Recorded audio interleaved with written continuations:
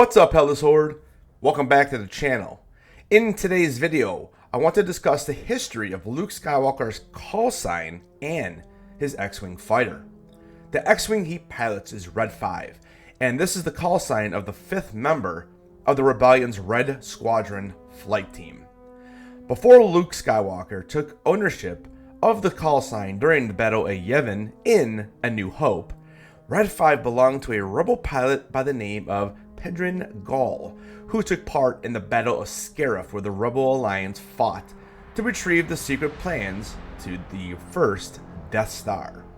Although the rebels succeeded in stealing the plans, thanks to the heroics of many rebel soldiers such as Jyn Erso and Cassian Andor, many rebels lost their lives during the battle and from the massive blast from the Death Star itself.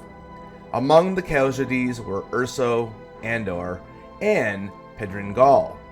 After rescuing Princess Leia Organa from the Death Star a few days later with the help of Han Solo, Obi-Wan Kenobi, Chewbacca, and let's not forget those two little droids, Luke and his friends delivered the technical plans to the Rebel Alliance on Yavin 4. This is where a new Red 5 was born in the likes of Luke Skywalker, future Jedi Knight, after taking out the Death Star with the help of the stolen plans. Several months later, the rebels took refuge on the ice planet of Hoth. The Empire eventually located them after scouring many planets and destroyed the base, causing the remaining rebels to evacuate to get away from the approaching Imperial fleet. While on Hoth, Luke saw a vision of his former friend and master, Obi-Wan Kenobi. Luke was directed to take his X-Wing to the Dagobah system, where he would meet up with a Jedi Master named Yoda. When Luke arrived, he landed his X-Wing in the swamps of Dagobah, where it eventually sank to the bottom. During the middle of Yoda's teachings, Luke attempted to raise the X-Wing out of the swamps by using the Force, but he failed. He believed it was much too large and it wasn't like lifting rocks. Yoda explained that you should never judge something on its size. Judge me by my size, do you? Yoda used the Force to lift the X-Wing out of the swamp, and Luke couldn't believe his eyes.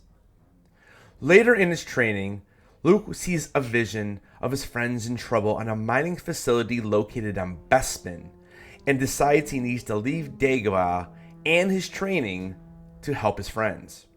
This is where Luke learned the truth that his father was the evil Sith Lord, Darth Vader.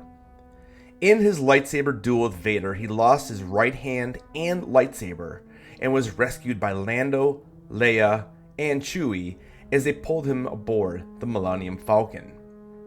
As they flew off to rejoin the Rebel Alliance, they left not only Luke's X-Wing behind, but also lost Han to the bounty hunter, Boba Fett, who was transporting Han's carbonated body to the gangster, Jabba the Hutt.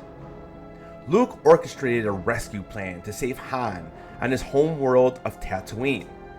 At the end of the battle on Jabba's sail barge, and after the demise of the gangster by the hands of Princess Leia, Luke is then seen traveling back to Dagobah in his X-Wing fighter.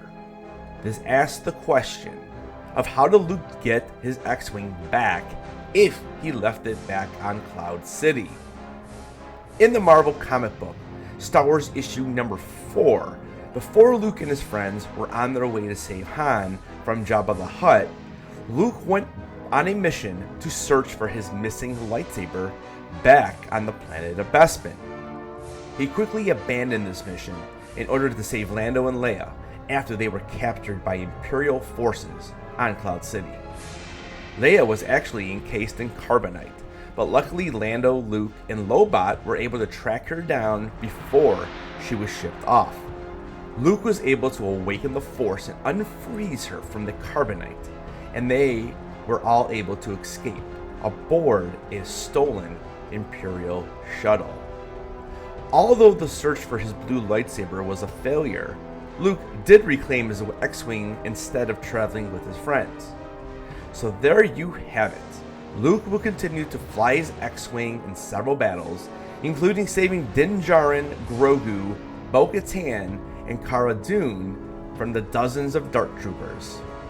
The X-Wing fighter will be seen 20 years later in the ocean which surrounds the island planet of Ahch-To. It will be eventually raised out of the water by Luke himself in ghost form and will be given to Rey as the new hope for the Jedi Order. Thanks for watching this video, and I hope you enjoyed some of the backstory and lore of Luke's X-Wing fighter and call sign. What do you think about the comics filling in missing pieces of canon? Let me know in the comments below.